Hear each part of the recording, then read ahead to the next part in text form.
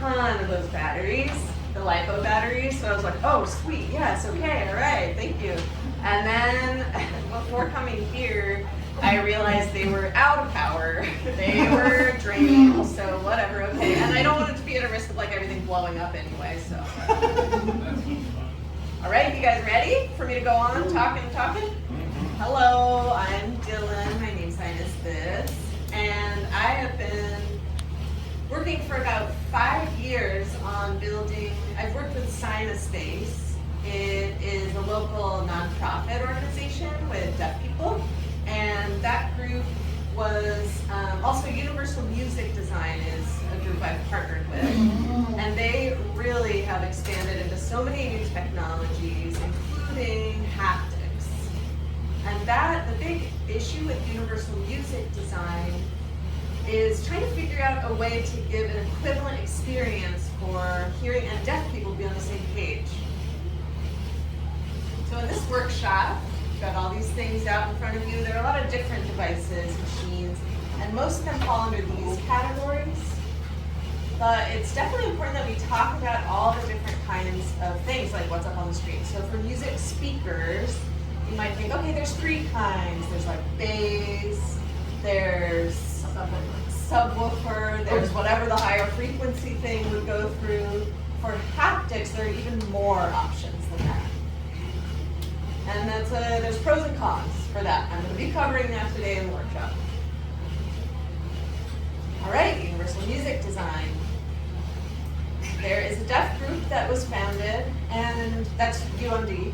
And there's something really cool that's been going on. The NEA provided some money, and they give that to artists around the country. The government funds some of these different projects. And so we went to deaf schools, and we're trying to figure out a way for deaf kids to be able to be involved in like music classes. So we're thinking, okay, why? I mean, someone might think, why is that important for a deaf kid to be involved in a music class? But there are a ton of reasons, and also studies that have shown, like balance is one issue. It's like riding a bike. If you don't want to fall, and it's important that maybe you will fall anyway. And our suspicion is that deaf people are maybe not very trained with rhythm, for example. So we can help our brain to develop things like emotional control, different development issues. And sometimes people can be kind of stuck in like an isolated world, but it can be broken open by exposure to music. So with Universal Music Design, I'm a lead design engineer there, and my focus is on,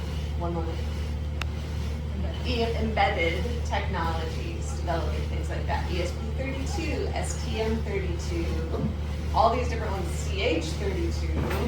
We've got that here today. You may see that here. And I've been shocked about how well that's been working, programming that. It has been great. Universal Music Design, there have been 2 research papers that are listed here. Justo Lumina, and this is an example here. It's our prototype, our first creation. And it has a microphone inside of it that detects sound and then translates it into vibration, haptics. And this can give the experience to a deaf person. It's as though they are hearing through their skin. And a hearing person can try it out and be like, oh, I still understand what's going on around me. If they like plug their ears, they still have that intuition and can sense it through this vibration. You can take a look at this. I have worked on like a smaller one as well, but that's a little hard to, catch people's attention and do like that kind of advertising to get it out there and get people to know about it. When it's larger, that works better. And people are like, oh, whoa, okay, look at that product. It gets people's attention if it's bigger and colorful. And there's a lot going on in this. There's the NPU, which recognizes movement, motion. And say when I'm home, or say like speakers with Universal Music Design, you can connect through Wi-Fi, and if you move your arm a certain way, the OSC message or language will be sent, and then it can control something like this. And it'll make it vibrate.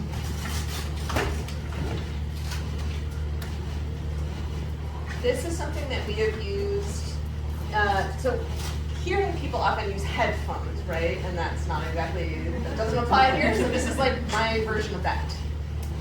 And it works with the same kind of equipment that headphones use actually. It has the same kind of setup, same different components, and it plugs in and really works the same way.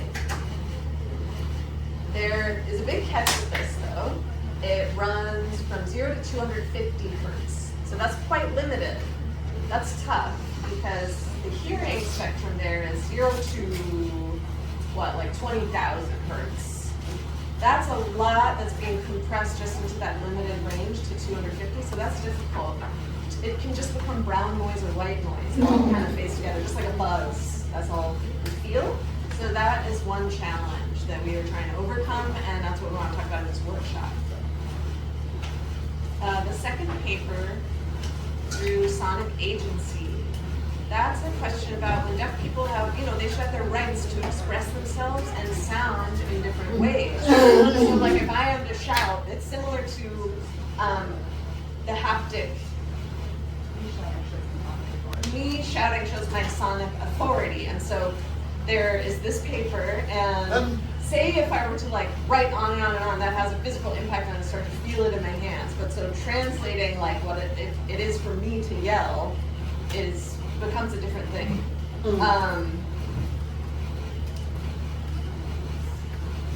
For most of our equipment, this is what we use.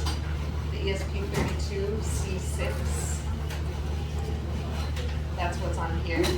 And the reason we use that is it has a LiPo battery, and you can charge that. It's built in. And that's one less thing we have to solder. Just to warn you, last night I did not sleep at all. I was up all night soldering away, and I had to run here. So, I'm going to have a lot of energy, but I hope I can get through this talk and actually have enough energy. So then there's also this, and I prefer this, the C3. It's cheaper. It's a little bit weaker, but it also it doesn't, it doesn't bleed out. You can get a lot out of it. And this has Bluetooth. It has Wi-Fi embedded as well. And like with this, it can communicate through Wi-Fi using the ESP32 that's on here. You feel it's vibrating. Then like this microphone here is sensing the sound in the room. And those are separate, so it's the reason that I keep these far from the mic is if they're too close. There's a challenge with building these, like the LEGU, the armband thing, the haptic thing I was showing you. It needs to filter out sound because sometimes that can be a difficult thing. Like music, you might get a little less of the experience because there's other interfering sounds that can impact what that comes through as on the vibration. So this battery, the ESP32C3, if you have that, you're all set. It's like 3 parts. Now, this is becoming much more popular and is used in some of what we have here today. I've been very surprised in my programming experience. It's funny because, so for TearDown last year, I went to a workshop, CH3 2 Fun was the name of the workshop. And when I went there, I was like, CH32 seemed not all that great for the HAL, but with programming, it's similar to the ESP32 experience. And so I thought with that, I could look into that, see what was going on with it, and it could do the same thing as ESP32, but it's quite cheap compared with it. 50 cents you can get that for. And that is on a roll as well. You can get a roll for like, it adds up to less than 50 cents each. And all of the pins, they run on 5 volts. And it's less of a headache for us to get the reaction for me to get the reaction I want out of it. So MOSFET as well would expect 5 volts. And that gives you like a wide range of what you can work with. For the ESP32, it's like 3.3 volts. And that means the MOSFET has a very limited range. It's not able to do as much. It can be dangerous as well because if too much power goes into that source, it can blow up. So there needs to be a logic,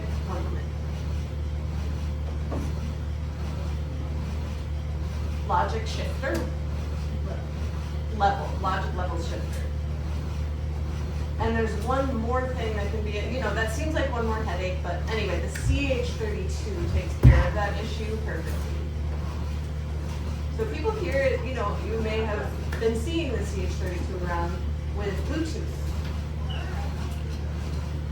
And we've got that here. This is using Bluetooth with the C6. And it just is cheaper with the CH32.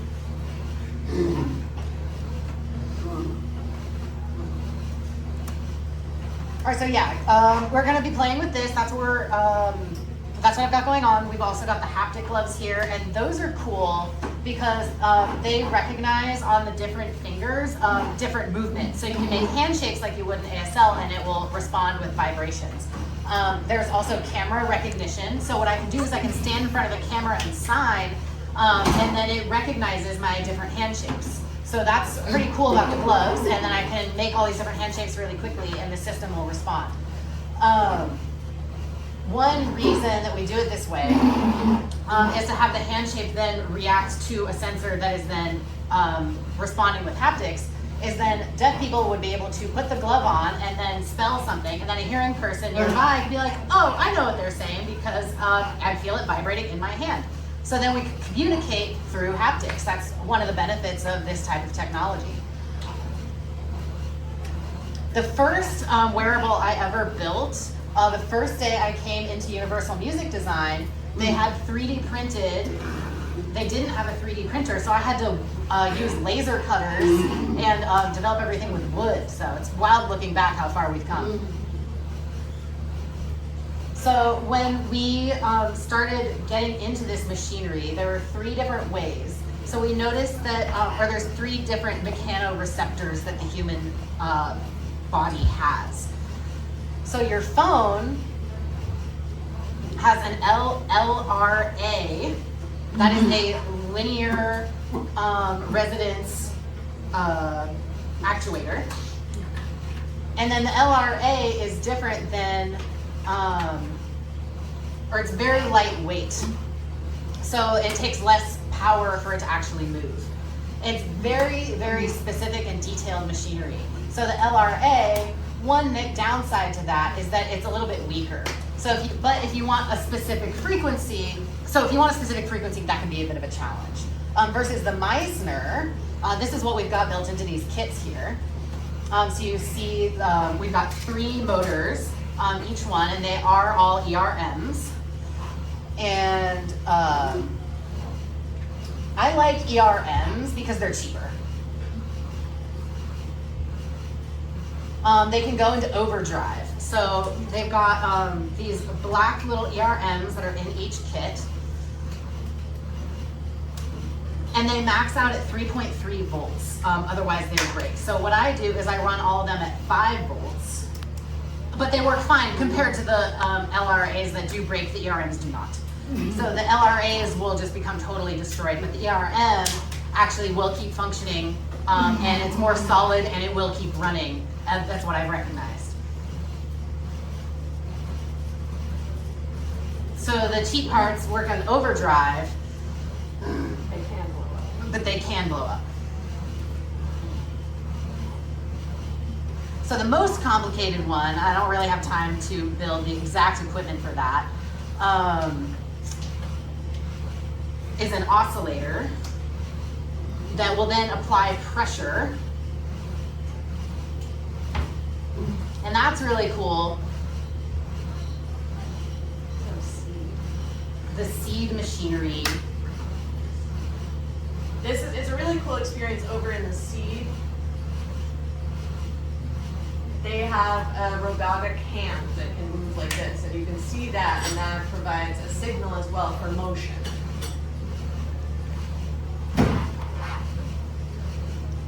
All right, so you can see the servo pressure, that one on the right is what I was just explaining. It can be harder to program specifically what you're looking for. It will eat up a lot of power. The most dangerous part of that also is that when it makes contact, then it will continue applying that pressure and it eats up a lot of energy, and it can even start a fire in there. So that's a little bit more of a headache, and I don't really want to see those in use in technology that often. All right, so the most common technology that we see is actually responding to my voice right now. So that's a resonant frequency, and it responds to that specific frequency in the motor. And the most beneficial reason for that is because it takes much less power. So for example, with the vest that we've got here, that's works best at 42 hertz. And that's where it's at its most powerful.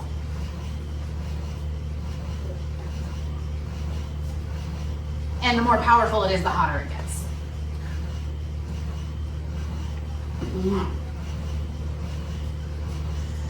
So one thing I always like to talk about is how, when we build this machinery, how the vibration motors actually work. So they work with magnets. Yep, that's right. All the motors, it doesn't matter what kind, run on the same logic. So the magnets push the other magnets and they respond to each other. So the metal coil, then the magnet will then expand and then push it around. So you can see we've got this diagram here. And it works really fast. So one cool concept that we have to keep in mind, and I really want to make sure everyone understands this, is how easy you can pull things out of the trash, literally wire them up, and then get a motor running. So when society falls apart, you'll all know how to build this technology for yourselves. So some of the more in-depth types that you'll see, we've got brushed. Those are holes that have a gap in them.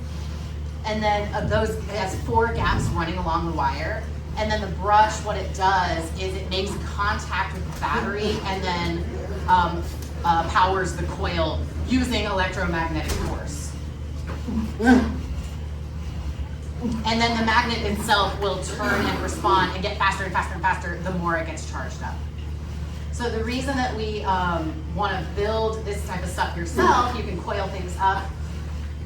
Another example is the brushless. So that one is pretty new. It's becoming more common nowadays.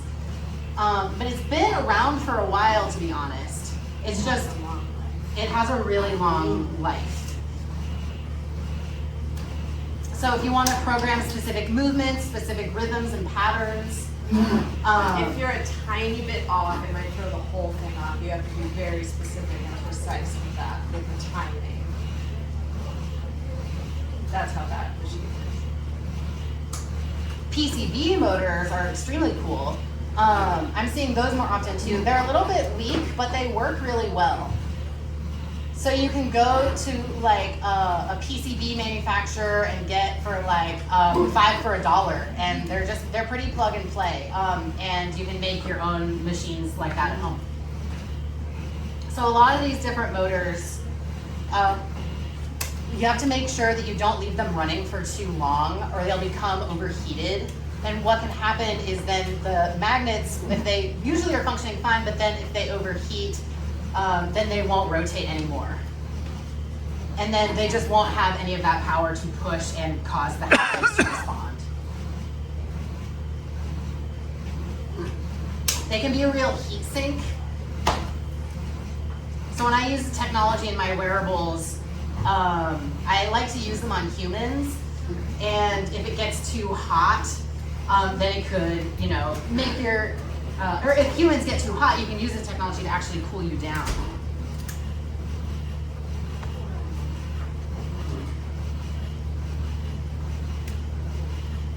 So here's some other actuators.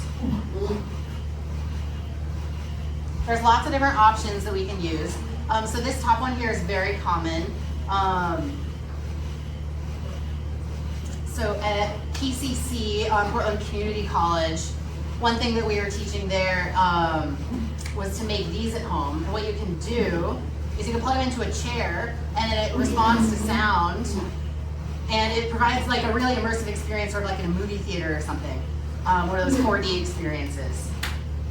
But it can vibrate hard enough to actually break your bones. So we want to make sure that we get a good balance there.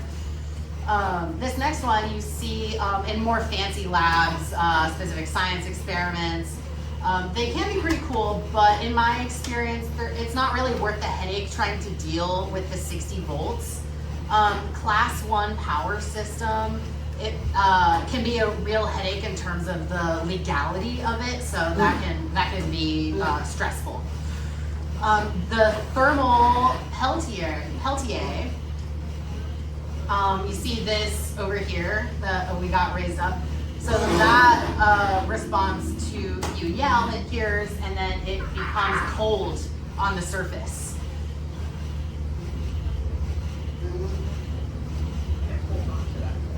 Hold on to the cold. There's a heat pump, and it captures that heat and it transfers it into cold air. So, and then later that might become hot again, but you feel it as cold, as cool, as it goes through it. And that's a cool kind of haptics that hasn't been used much before. But I'm really excited that at Burning Man I plan to bring this. I'm hoping to share it with a lot of people there. Also, it can keep me cool, so that's what I'm hoping to do. I don't want to be too hot. I'm going to take care of myself, stay cool. I'm tempted also to talk a lot about fans, but I don't know. I don't want my interpreters to have to get way into that. I'm saving some of this stuff for home because it's so loud. If there is a game, and there's a little, if I'm playing a game at my computer, say, and I have a fan going, like a wireless haptic, that kind of idea, the fan itself becomes a wireless haptic. So all of these different motors that I just talked about and actuators, there's one thing in common with them, and that is the power wave modulator. It goes up and down. You can see that here on the screen. And we'll be using that on a lot of this. This is the PWM. So each of these different motors, you can see the red. There's an H bridge. We'll call that an H bridge.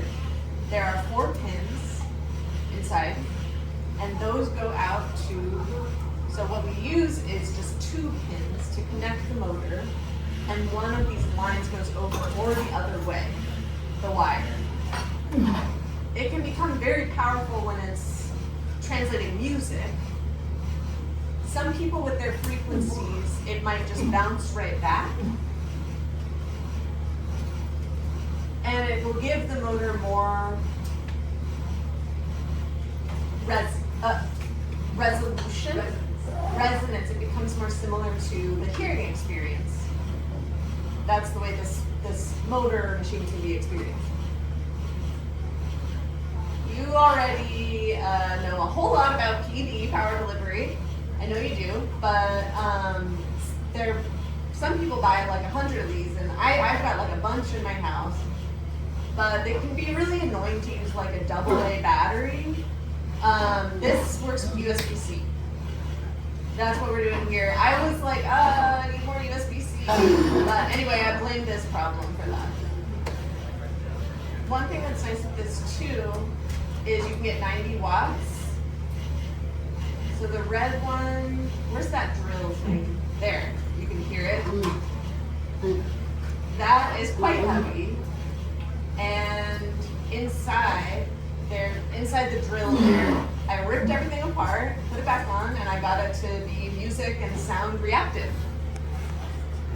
And the most frustrating part with that is I was trying to make sure it had enough power, but it had brownout. It can happen. So one thing I found that if I add the right kind of battery and charge it, it will limit the amps that are entering the device. So the battery, when it's charged, it works, it does 12 volts, and then it can become 12 amps, watts. So this works pretty well. That is one way that we can recycle old equipment also. It's just stuff that's laying around in your garage, tear it apart, do something new with it. Slap something else together. If you can see the way this responds to my voice right now, it's kind of in the middle. With my firmware, there has to be this very specific movement where I want them to ignore certain things and react to certain other things. It's a cool application for something like this vest, the haptic vest. The frequencies, the lower frequencies happen on the lower part of where the vest is, and then higher up closer to the neck, that's the higher frequencies, and in between is kind of the middle tones, like what you would detect or hear in music.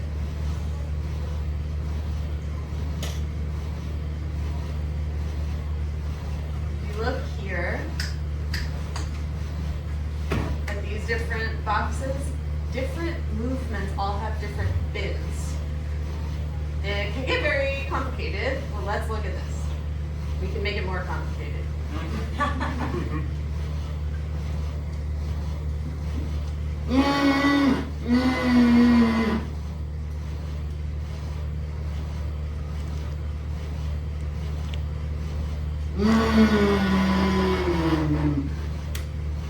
That is how people can experience music even if they're deaf.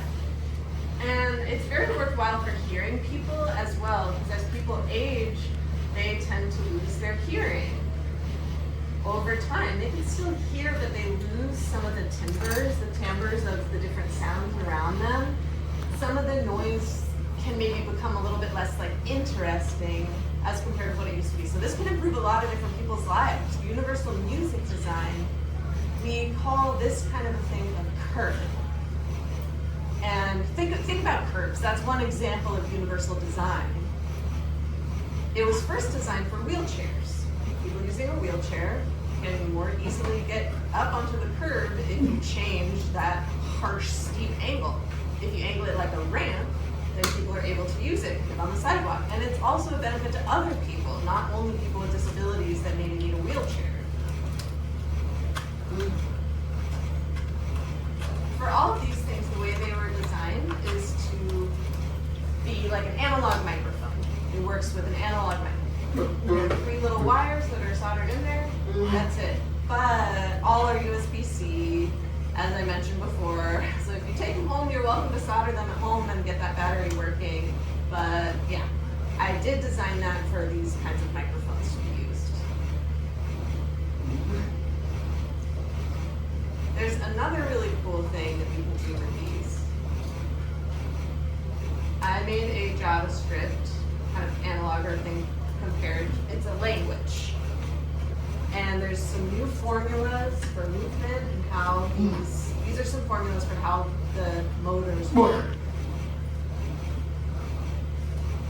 It's cool because if there is like a time where it's at the last minute I get an idea, I can figure that out, decode it, and program that. Bluetooth can write a new formula for me. If there's a phone call, say, like Ben, who developed Pixel Blaze, I'll use that as an example. His LED controller, that changes color, and it will, it's in real time. It makes these translations. It's a really cool experience. In the past, you had to connect a machine to the computer, then the other thing, program that, do all these complicated things. It converts everything. You have to wait for it to download, and finally you get it, and you're like, oh, there's an error anyway. But this, you can make a bunch of mistakes and fix it very quickly. You can just do your experimenting and get something new if it's not working.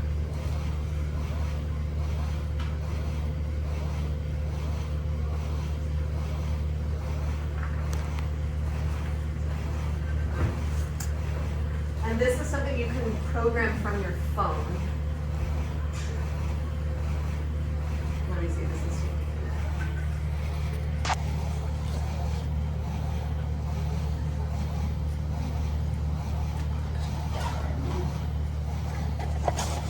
so every time I type something into this, creativity. We're able to do more of what we want to do compared with what it used to be before.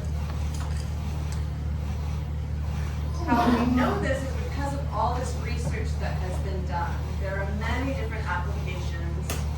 There is, there are some drawbacks. This is difficult to program. You're kind of stuck with whatever it has going on. There's no right way to experience music, and this is not perfect. But these different approaches with these different actuators, they can, I can empower people to be able to experience it the way they want to. Shoes, that could work, but, you wouldn't loan your shoes to your friends, right? You wouldn't want to be borrowing everybody else's shoes and spreading whatever kind of disease, so. All right, moving on, there's also this other kind that is called a butt kicker, and that is very powerful. It doesn't need a wire. You can stick this in your pocket, and you're all set. They can be very expensive. Something that is really important to keep in mind is that developing these different motors, there is, hold on,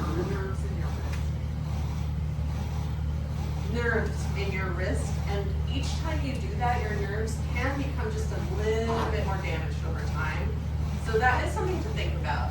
For short exposure, like even 4 hours or something like that, a little more than that, that can be okay. But if you were to use this like every day for long periods of time, you can become disabled, honestly. And also you are probably aware about, strobing lights. I don't need to explain that too much, but sometimes if the lights are way too bright, that can be a danger. But we have it I have it fade in and out. It's not super intense, bright strobing light. I don't want anybody to die from this and have some kind of trigger. What we expect to, of course, you don't want to put this on your eyes. That's something that is dangerous. If you do that, it can really cause damage. And your body as well will recognize, will be like, oh, your eye has an infection, and can have other responses that can spread to both eyes, and you can lose your sight. So this is a really big concern. Your eyes and your body are on two different systems, kind of. It's a bit strange, right? But up until now, there's the immune system that recognizes, the eyes are just fine. And you would never be putting something on your head or your eyes that's a haptic device like this. That's not safe. If you had something that's more on your body, on like your trunk, that is safer. But on your arm or your wrist, that can be okay. It's a bit safer than because it's a pretty weak motor. It's not anything too intense. So figuring out the specific motor that works for my arm, I was thinking about what kind of thing it could do, and what I decided on seems like it is safe for the home. This is another issue, the fourth point on here. I first did this with wood. Any of you allergic to wood? Okay, that's what I thought.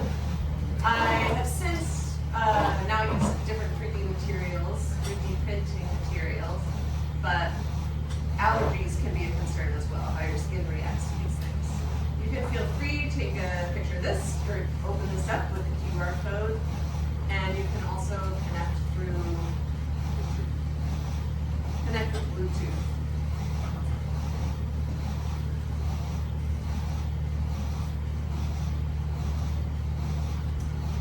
If you get close to the device itself, it'll recognize that, and actually it'll connect through Bluetooth to the little device that you have. Is this working for you guys?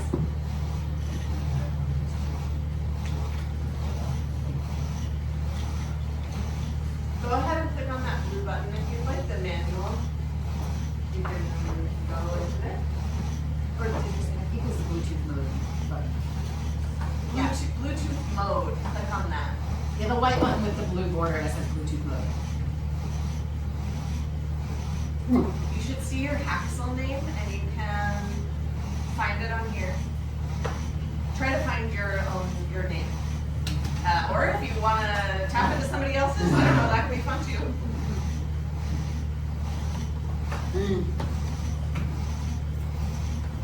So when I designed this workshop, I was thinking that the content might be a little bit boring, but I wanted to give you some brain food and stuff to play with.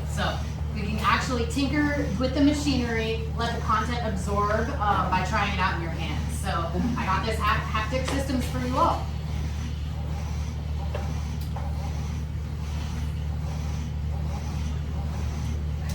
Alright, so we just got to connect here. So it should be easy for you guys to find and play with it. So over here, if you open up the library, you'll see all these different types of haptics. So if you're curious how each movement works, go ahead and click on the edit button, that yellow button here. And now you know the secret. That's how they work. Just code.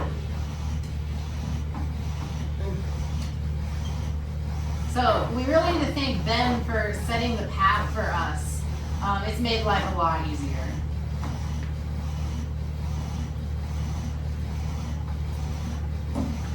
So I wrote the manual. It's pretty thick, but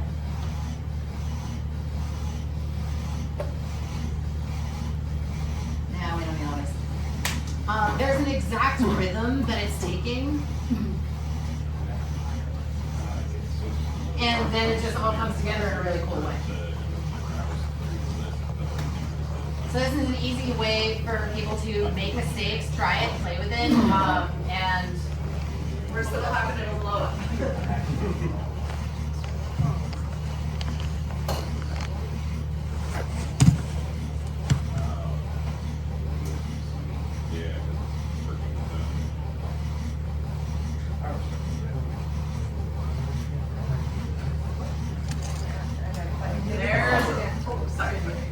Yeah, there's a lot. It's a whole language of its own. So Haxel, it's very new. I mean, maybe just like 2 or 3 weeks. So I'm always adding to the library and building to it. So if anyone has any resources to support continuing developing this work and make more access for all deaf and hearing people both, I appreciate it. This will work with any device. The PWM.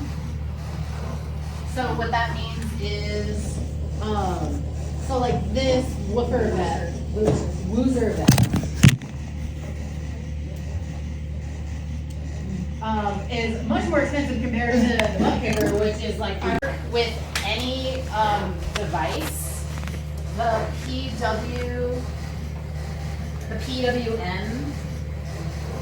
So what that means is, so like this woofer vest, woozer vest,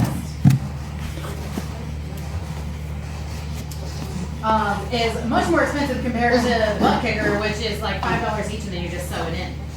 And you can sew in multiples and then have a similar experience in the super expensive vest.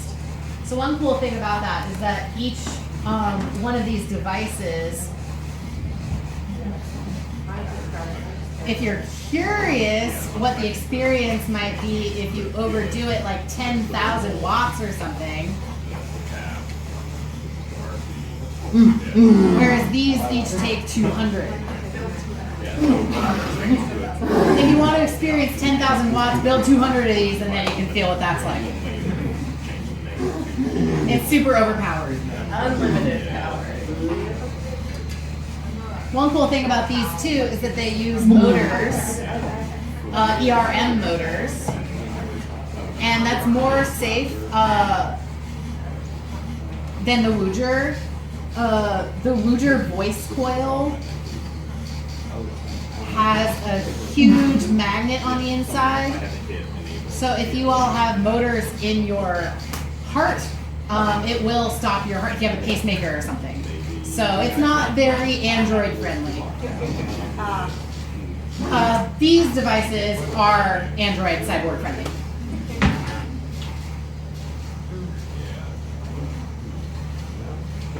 So there's a lot that goes into setting up one of these. There's also specific frequencies that it has to ignore in order to be able to process things accurately. And you can even stick it on the bottom of your foot and you can have like a personal haptic shoe.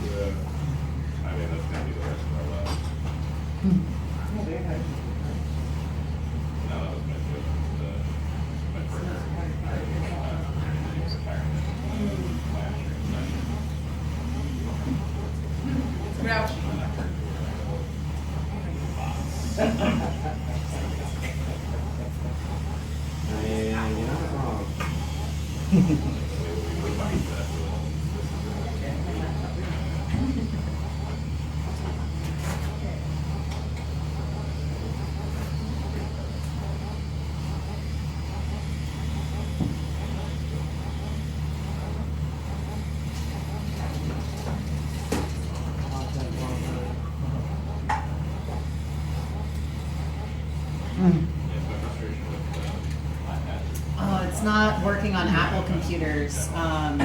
If you put it in dev management or dev control. I'll see. Yeah.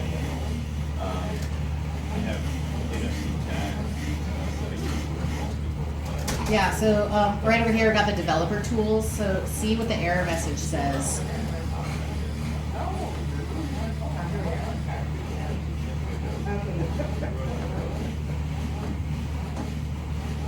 Oh, and it's not working with your iPhone. Sorry. Yeah, I don't have any. It doesn't work with iOS. Yeah, strong reason to wait. Yeah, I should be testing it more with Apple stuff, but I don't usually have Apple products.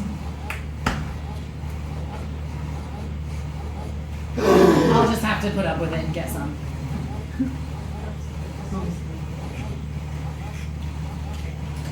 You could try the Chrome browser also. It's an iOS.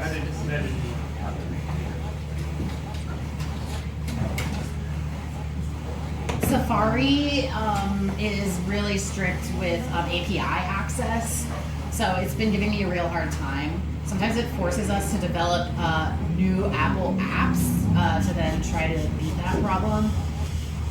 And then you have to pay for it from the App Store. But my lab is the first Linux, Windows. So it works with Linux and with Windows, but Apple not yet. Because Apple is so expensive, I haven't had a chance to really test it out as much. It will take Chrome on that laptop. Oh, sweet. Okay, good to know. So if everyone heard that, then go ahead and go on my website. If you use Chrome on an Apple laptop, it should work. So yeah, you over here, go ahead and try Chrome and see if that helps. This is not an Apple laptop, and that was Chrome. It's working on my Windows. I think only Chrome has the Web Bluetooth API. Chrome does, Firefox does, and Edge does. Oh, cool. Look at Firefox. You might need to Nice. enable web Bluetooth permission for Chrome. Yeah, how do you enable the access to that? It's Chrome //flags and search for enable-web-Bluetooth.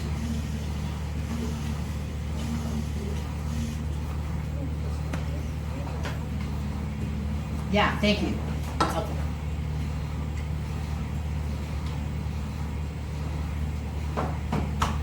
I know you all gotta be patient with me figuring all this out. I appreciate it.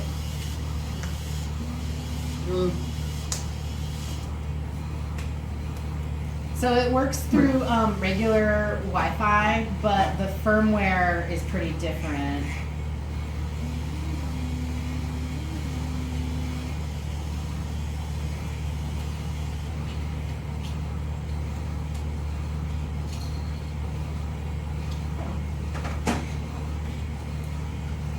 It has Wi-Fi mode, but it's just not set up to work with all of them. I don't know if it would run 22 devices at the same time. It would probably shut down.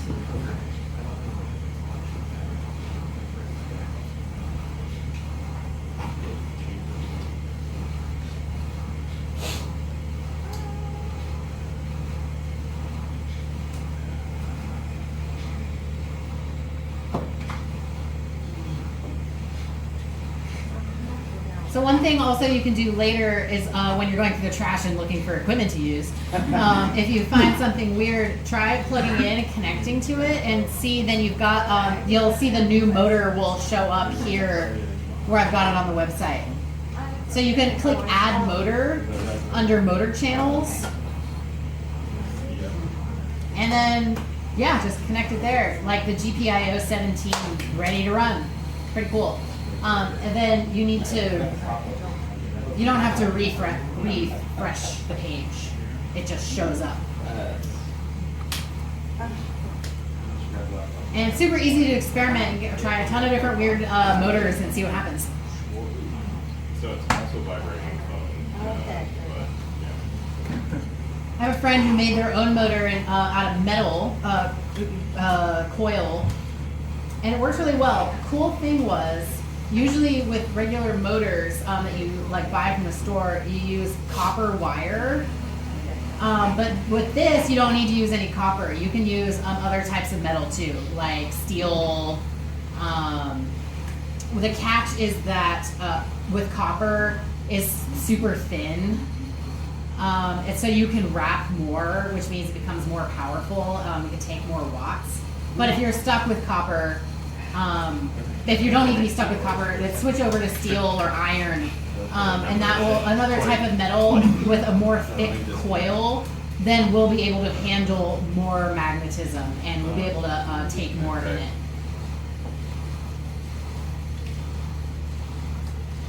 If any of you have homemade magnets, what you can do is rip the metal out and then stick the battery in.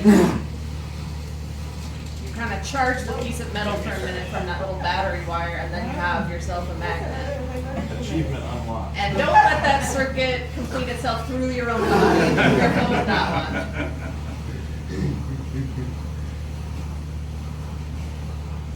I learned that part, just so you know. Turn this into a dentist simulator.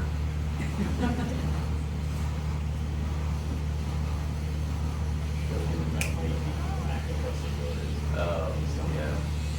I can see the stuff right out here or something. It's almost like there's a bunch of Bluetooth devices in there. One thing that I did add in here that you can play with is the motor startup floor. I know it seems a little bit strange, but there's so many different types of ERMs that it requires to build a high amount of energy before it'll start actually moving. My laptop or this.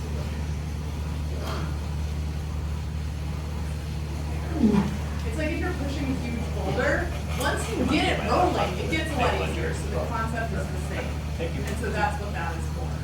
And all of our programs for any new motor, if we want to pop a new one in, you can play around with that.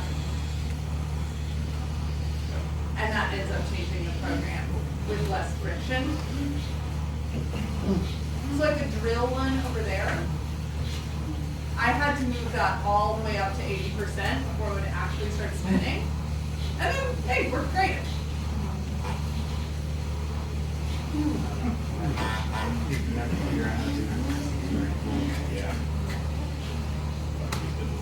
Yeah, it's the same thing with the playback speed. That's actually more impactful than I expected it to be. And if you're using a huge motor, it's going to be running, you want to run a lot slower. And that's going to need more wattage fed into it to get it moving. And with ERM motors versus linear, you're going to have to shift that playback speed. So you could get it to like 3 times for the linears. It's really easy to get them moving. And it doesn't require a lot of energy to get them started. And they're also easy to stop as well. Another thing that I am just beginning to add onto these is these common functions. With the 130 machine, where is it? This guy. This is a really common motor that you'll see in like kids' toys, like a toy car that you can get like in the dollar store. The motor itself is about $1 each. And this is going to really change the percentages. It requires 50%.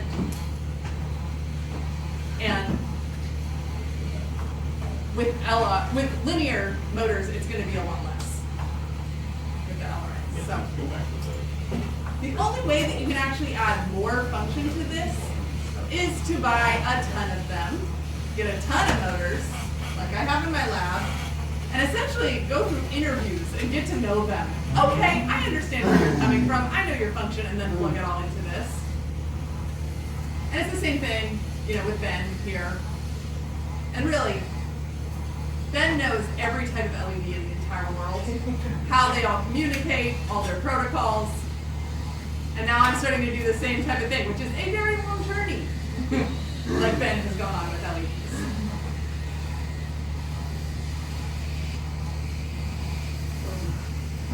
And one thing that I've started experimenting with is this simulation that copies Wokey, interpreter doesn't know how to say it. This, Wokey, thank you. Which is super cool. One of the many ways to reduce some of the costs for people that want to just experiment with all types of mechanics and motors. So you can kind of see how it runs via software before you do it in the physical world, and it'll reduce some of the tears and frustration.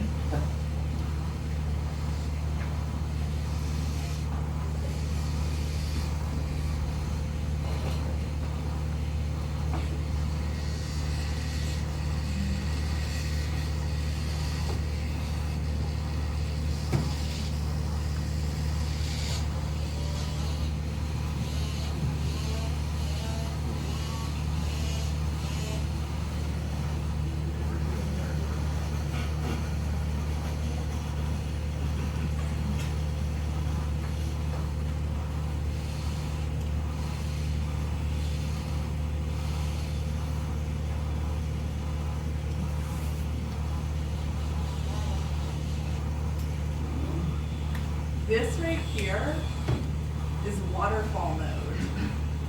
So we often use that in our deaf-friendly music performances. So we'll see all the frequencies and energy at the same time.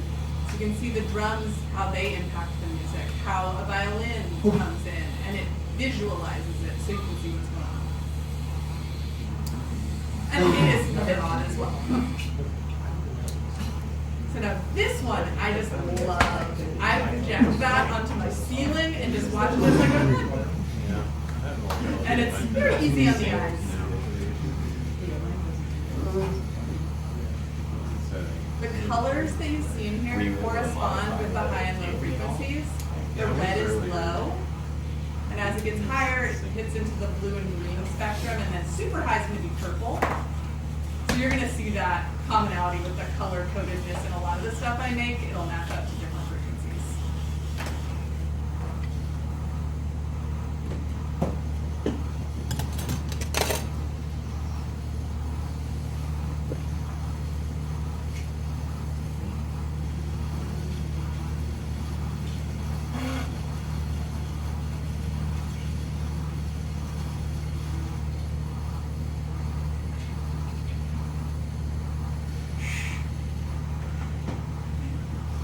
One thing that we're able to do with this is there's if you wanted to get more complex with it, like my haptic gloves, it can recognize the angle of the hand, and the IMU can get plugged into this code. And now you're having all sorts of funky frequencies going on in the board.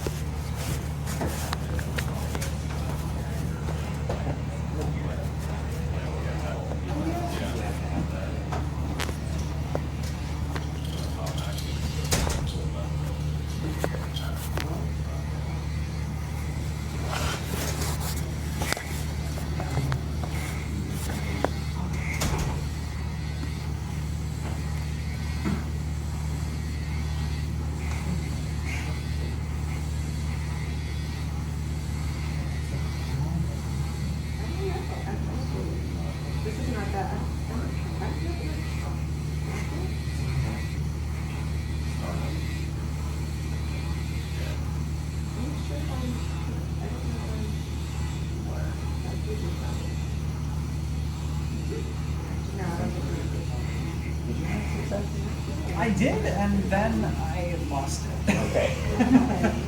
It's not able to load my settings right now. I know. I'm guessing because there's 22 of us and there's a lot of overlapping, it's just getting overloaded. And I wouldn't be surprised if some black fan's gonna come up and some weird guy and come out looking for who did all this and take us all. But anyway, that's why I built all of these kits, so that you all can bring these home and in your own private time come up with stuff and not have to just listen to me go on and on. But the one person, Crowd Supply is who paid for all of the equipment, so that's who funded the kits that I built for all of you. Oh, is there a question? Yeah, do these have the microphone? They don't, but they They have would. support.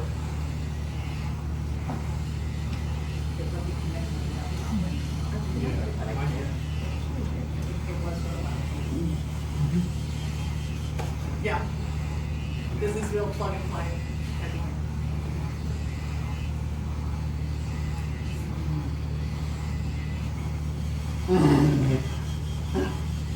There you go.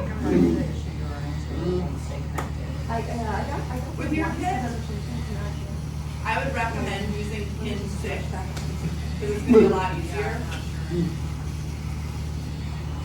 Or if you don't want to do a mic, you can have an LED instead. Ben would be the person to talk to and more knowledgeable than me, but that is an option.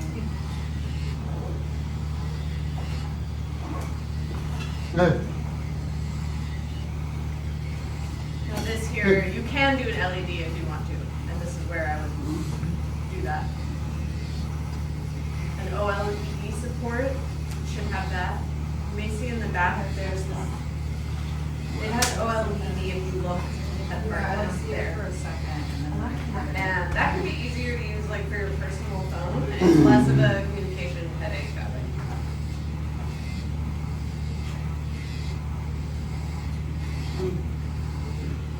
Now this is really nice, this function, the analog knob feature. I realized, oh, what if we put a knob on there? So, we've kind of got it here. You're able to do that if you want to add a knob.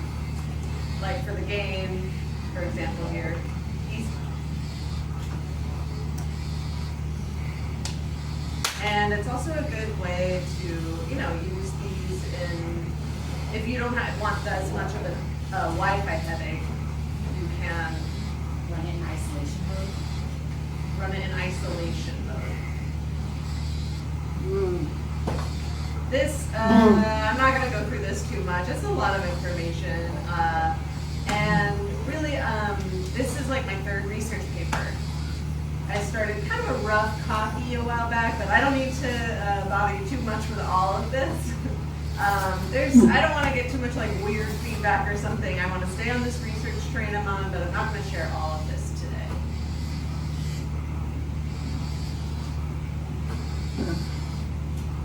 And this is getting way into the weeds. Again, I could go on and on, but I won't. Okay. I've been shocked working with this. The ESP32, I really thought the CH32 would become overwhelmed easily. But with the Wi-Fi, Bluetooth, ESP32, they can all kind of function at the same time. And you're hearing in real time. It's responding in real time. It's good to go. And with the CH32, let me see, I dropped one somewhere. Does anybody see a CH32 just on its own? Okay, anyway, I'll have to find one later. But on the CH32 controller, it's 20 cents to let you know. And it can analyze sound and do these things in real time.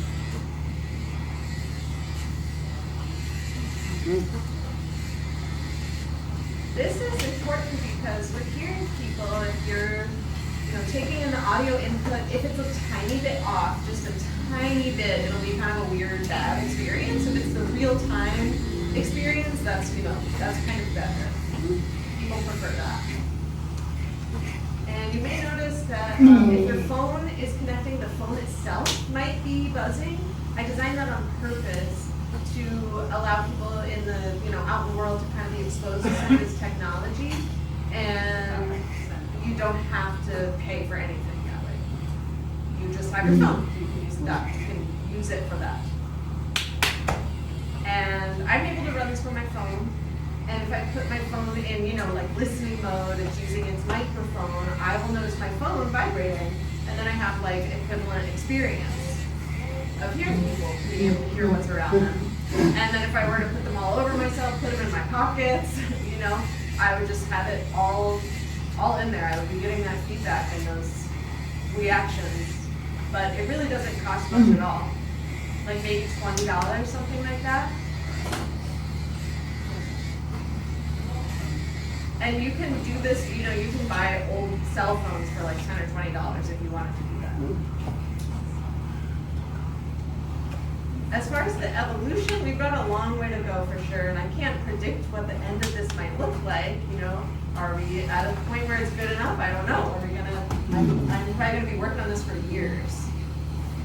It's the same as the day that Ben developed the Pixel Blaze.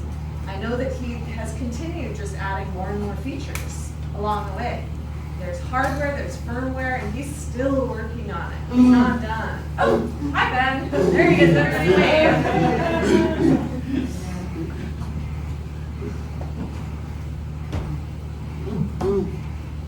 Also, if you want, you can, if you want to learn more about the smartphone haptics, you can have like visual input to your phone become haptic, a haptic version of that.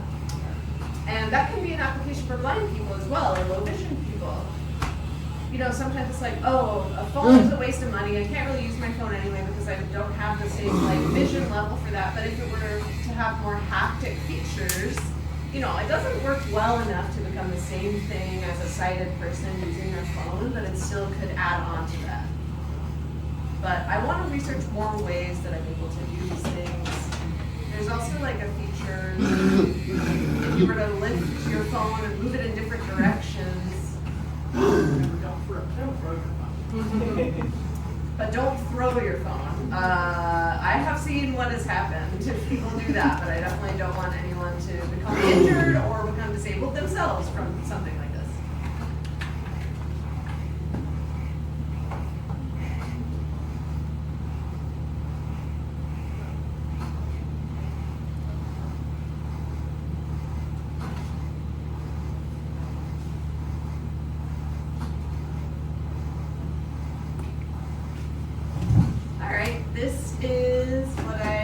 This is where I started learning, how to control my phone and do some of this on my phone. And, today I've just been wondering about what other kind of applications there could be for the ESP32 related to some of this work.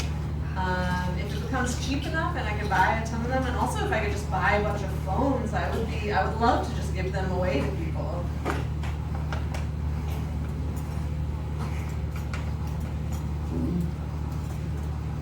As far as remote haptics, for remote haptics, there's something I could set up on my laptop, and all the phone, whatever phones are around could connect to me through that laptop, and then I could activate something by pushing a button and all your phones would go off. Great for a hearing class, for example. If people are distracted, somebody could just bang on that and get everybody's attention very easily.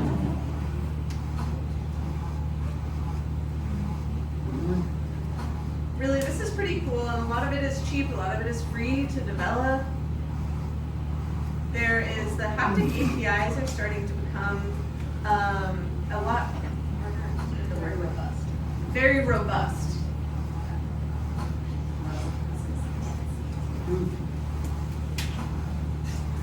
And Firefox here is an example. There is some availability for support here, so that's cool for the vibration API, but it's still a little bit behind.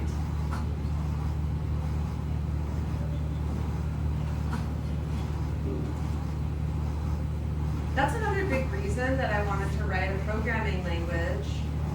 It's very similar to JavaScript. It's JavaScript, that's something it's able to do.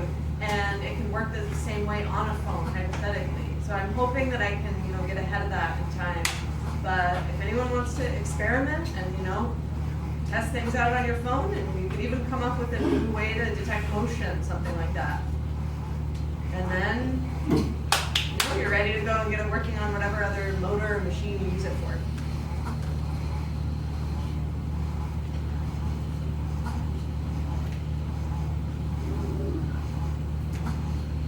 So a lot of us may be kind of wondering, playing around with like PC games, and you think, man, I kind of wish, I know sometimes a controller will have haptics that, move around when you're playing the game, but it's possibly that it's possible a keyboard could have haptic functions embedded in it. Like something like this, if I were to pull that apart and put it here, I could have the keyboard activate in that way and connect through Bluetooth. And then you can have that haptic function be in the keyboard. We don't necessarily have to wait for some big company to make these things and sell it to us, for $500. We could do this kind of thing ourselves for $5. It's nice as well, the brushed machine, that, it works pretty well. If you take that apart and take out the steel, inside you'll see, if you take out the shaft, inside you will see a little brush that has looked kind of like this. It's kind of bent back a little bit. You can put a new brush in there, and you're good to go. It's like new. It is our right to repair, right? It's a lot easier, and it is able to tolerate a lot of abuse. It can go through whatever damage, it's damage resistant.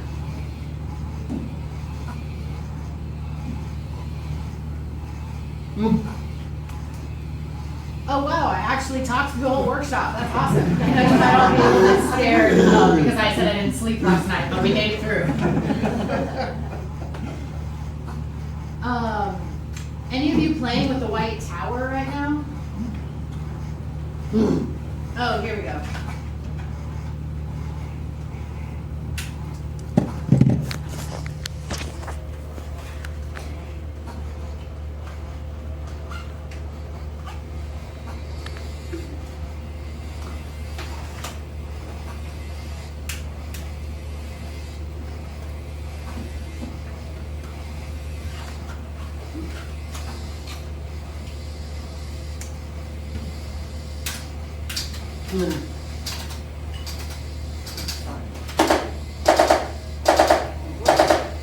It's loud, right? So hearing folks like you have a hard time, they hate it but it's really popular with my deaf clients. Because then what you do is you connect it to like a door, and then when someone knocks on the door, the ESP32 connects to that microphone, and then it will, you can set it up on a door and it will recognize really low frequencies. So for me, if I'm a deaf person, I'm standing outside and I'm shouting at it, then it will trigger the sensor, and it can move the door because it hears that yelling and it connects through to the device. So, triggers the loud sound into haptics. So my deaf friends love it because it's really useful for them, but it's too loud for hearing people that don't like it.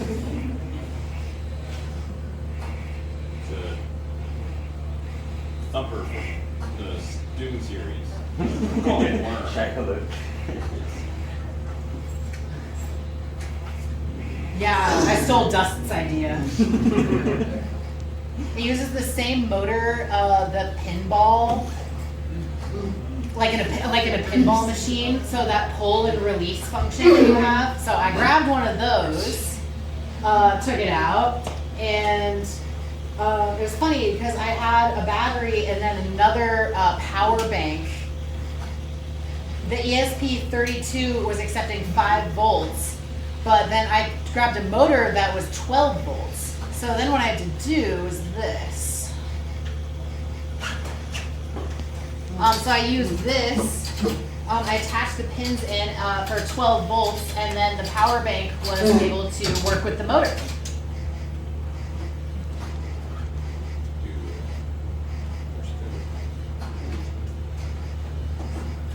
I I bought way more of these than I needed. I've got a drawer full of them. Like seriously, the drawer is chock full of them. I was like, what am I gonna do with myself? And I just closed it back up.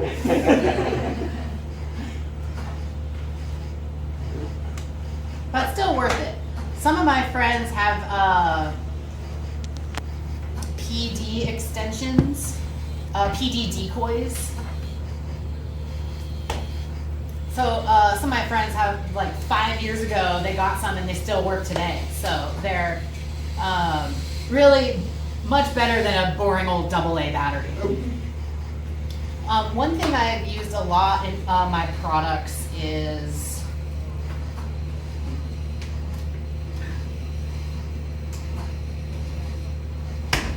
this is my absolute favorite guy. He just takes care of all of it.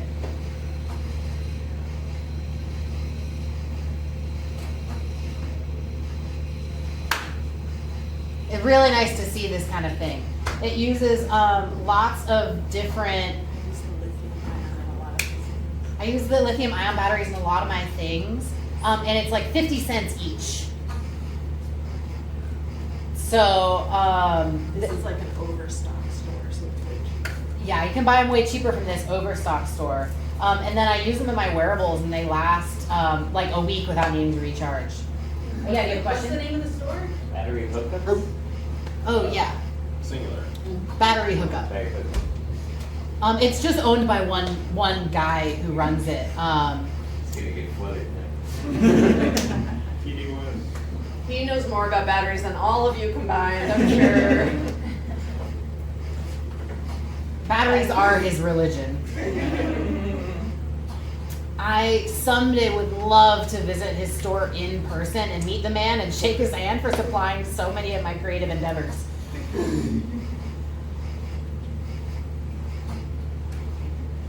He's based in the US.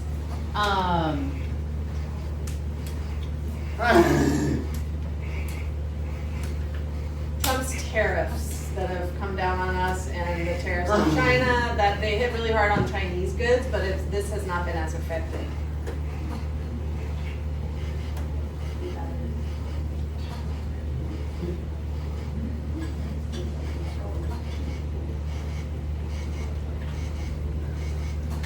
All right, last thing is I'll just put this up so you all can grab a picture of my QR codes before you leave, and then before you go running to the hills. So make sure you take a picture of my QR code with you.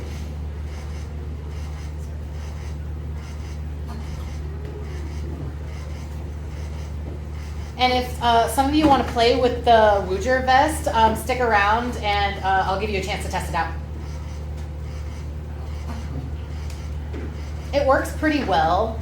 It takes aux cables or Bluetooth for power, or to connect to, I mean. My experience though with Bluetooth, it's pretty awful. You'll have a better... Yeah, so the vest isn't my favorite compared to the other devices that I mentioned. But yeah, the aux cord will work better than Bluetooth on this.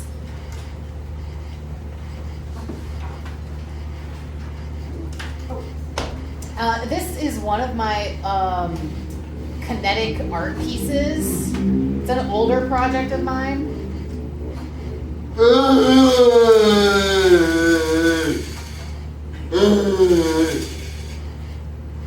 It's cool because it's got a small 130 motor,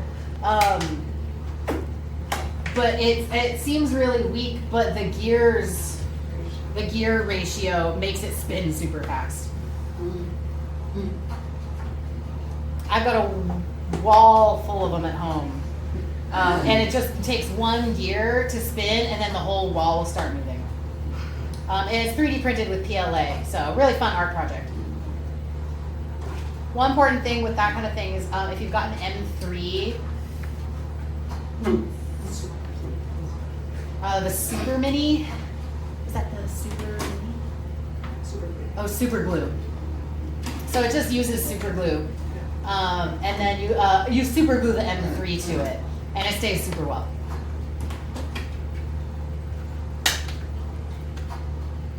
And this thing thing has been running for like a year and it still works. I haven't had to repair it at all. You'd think it'd wear out, but after like, even just after like a week, but it hasn't, so pretty awesome. All right, that's time. So you're all free to go.